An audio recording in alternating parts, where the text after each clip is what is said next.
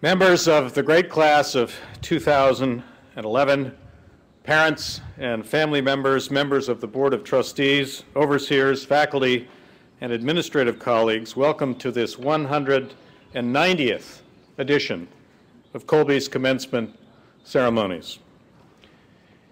From the point of view of the weather, it's been a long week. But here we are, and the sun is almost shining. It was a real challenge getting this place ready for today. I hope you won't mind joining me in applause for our physical plant staff who did such a great job.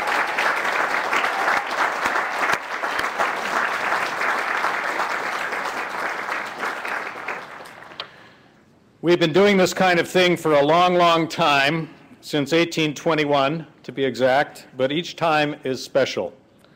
For each time celebrates the achievements and futures of a unique group of Colby students, and today is no different.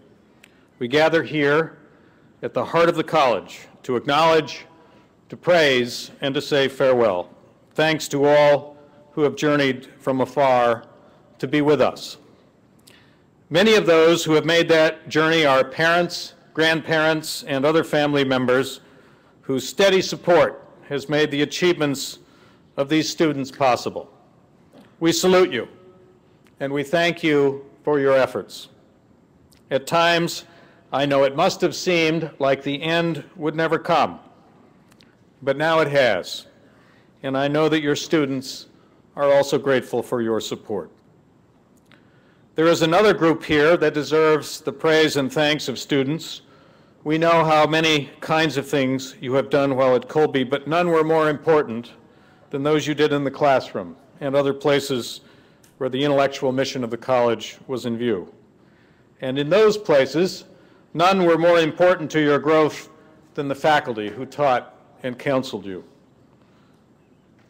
In view of the contributions of these two groups, would you please rise and share your thanks and appreciation with your families and with Colby's faculty?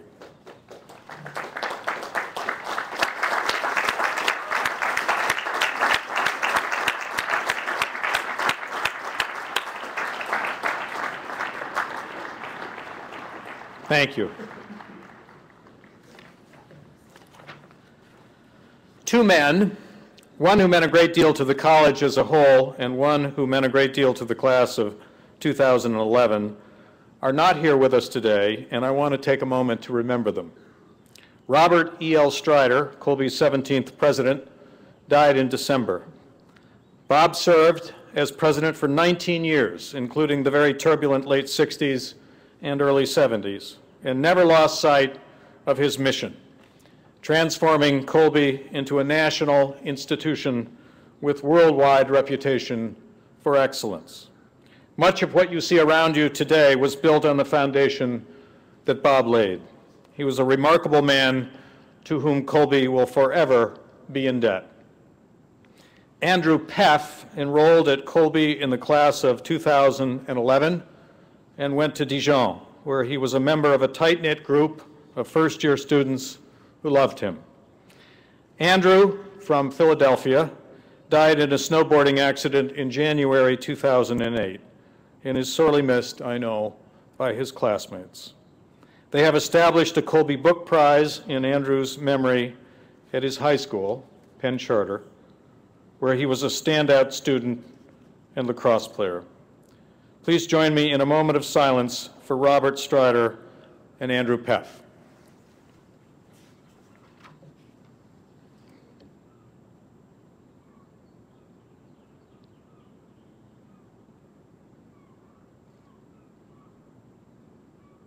Thank you. Because this day is about students and their accomplishments, it is fitting that we begin this program with the address of the person chosen by the senior class to speak on its behalf. To introduce that person, I am pleased to call forward the officers of the senior class. They need no introduction to the students here, but for others, I will observe that they are well suited to represent the students we honor today. David Lowe is a double major in history and mathematical sciences from Acton, Mass. Grayson Palmer is from Ketchum, Idaho, and majored in sociology. and Annie Warner, a January graduate from Cummington, Massachusetts, majored in environmental studies with a science concentration. Please welcome the officers of the great class of 2011, David, Grayson, and Annie.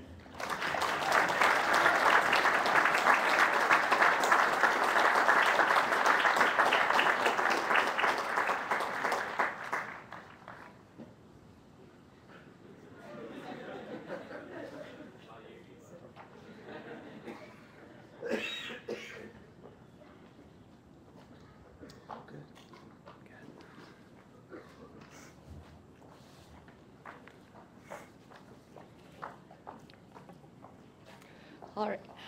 On behalf of the class of 2011, we would like to welcome family, friends, faculty, staff, members of the Board of Trustees, and distinguished guests.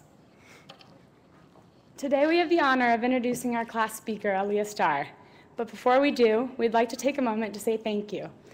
The past 4 years have been unbelievable, and we hope that the relationships we've made here at Colby will continue to grow and thrive in the future. We feel lucky to represent you all. Hi, Mom. Seeing all of you out here today and thinking about what you all mean to me brings to mind a stern but equally fair sailor's adage. There are good ships and there are wood ships, the ships that sail the sea. But the best ships are friendships. And may they always be.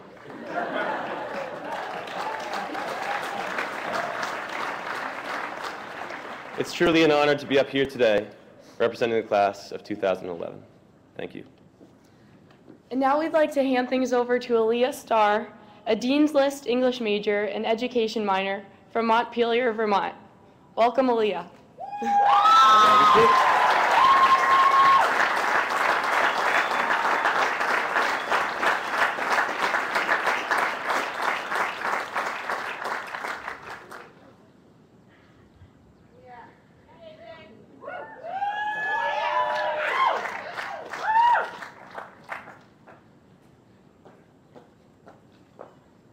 I made it all the way up the steps. That was my first goal of the day.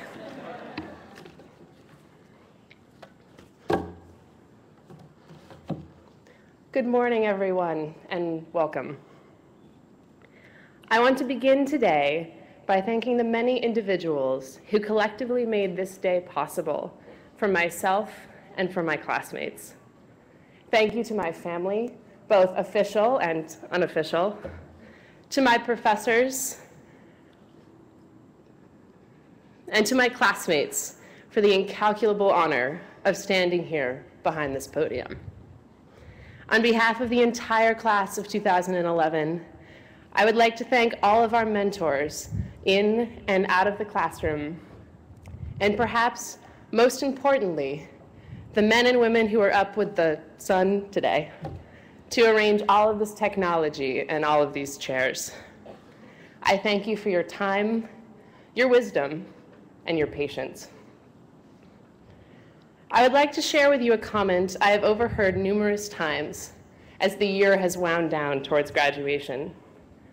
Underclassmen, professors, and administrators alike have made passing remarks regarding the footprints the class of 2011 has left on this campus. I have no doubts, based on these many conversations, that we will be deeply missed come fall. Given the chance to think about our collective reputation, I came to the conclusion that it is playfulness that has earned our class its notoriety. When you hear the word play, I can only imagine what you were thinking. 17 cumulative years of schooling has taught me that the word play and that which it signifies is colloquial and immature, hardly the subject of conversation at a college graduation.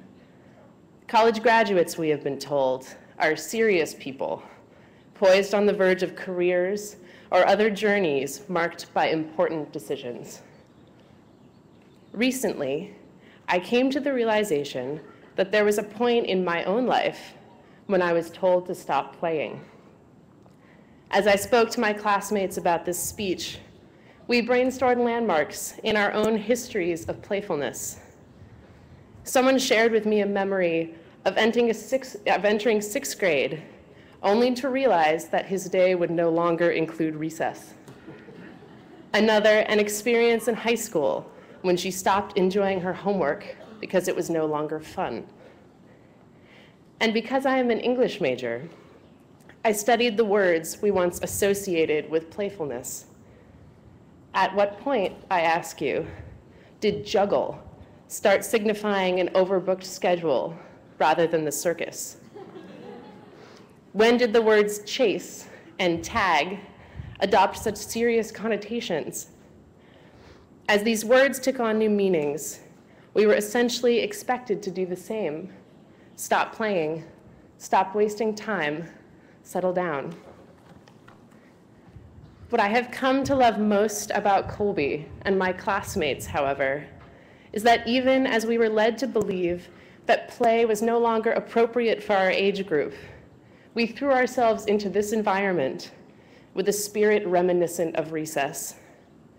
And by spirit, I mean the energy we have channeled into that which truly inspires us, whether it be lacrosse or sculpture, volunteering, or solving a proof.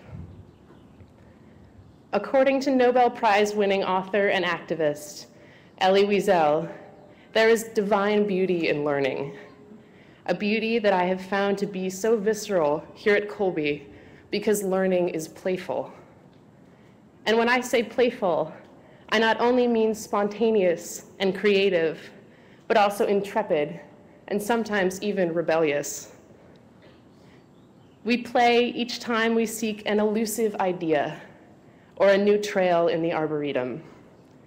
We play broomball in ridiculous costumes and campus golf in more conservative ones. We examine an unknown with the kind of curiosity one would call childlike, except that here at Colby, we have come to consider this behavior entirely age-appropriate. It's why we climb to the top of runnels to watch a meteor shower at 3 a.m., even when we know we should be sleeping. It's why we start businesses, or take a class in a new department, or eat an entire Big G's sandwich. Perhaps most memorably, however, my classmates and I have played with convention. We routinely challenge the assertion that our generation, the technologically savvy millennials, is the most apathetic. We protested the stereotypes which decree both that those with privilege cannot commit to fighting for social justice, and also that those without it cannot possibly speak and act on their own behalf. Even as we reclaimed the definitions of juggle and chase and tag, we played with those assigned to the student athlete, the actor, and the activist. We have most certainly played with history and its wild trajectory, because today, some among us will be the first in their families to graduate from college. I commend all of you for the courage it takes to play against the fiercest of contenders and the harshest of critics. Ultimately, I believe that it is curiosity and courage in the company of our playmates that produce the passion necessary to create change. If you really think about it, passion is merely playfulness in grown-up form. Because at the end of the day, what separates the energy we have invested in this campus from that which our Colby Cares About Kids mentees invest in climbing backwards up the slide on the playground? Is the passion that compels us to row at dawn, or rehearse at midnight, or write a petition really that different from what motivates a child to keep chasing a seagull? Do we not share her dedication and fascination with flight? What I mean to say is that at Colby, playfulness has enormous value, despite the fact that we have been told that we should have moved beyond the juvenile at this point in our lives. I thank this campus for giving me the opportunity to play with all of my heart, whether it be at defining and redefining what it means to be a student with privilege, dancing on the quad, or finishing my thesis under the guidance of my most respected professors. I thank you, my peers, for being my playmates at fascinating lectures and on Miller Steps, both today and on many early March mornings these past few years. I promised the members of my senior seminar in English that I would include a poem in this speech, and will do so because what we've learned to value here at Colby is the true power and pleasure of intellectual play. Thus, it is in the spirit of the type of playfulness we have come to associate with reading, painting, and calculating that I would like to share with you the words of Michael Ondaatje in one of my favorite poems. You step delicately into the wild world, and your real prize will be the frantic search. May we step passionately, rather than delicately, into the wild world this afternoon, and may the frantic search that awaits us become the best scavenger hunt we've ever had. Thank you, and I wish you all the best of luck.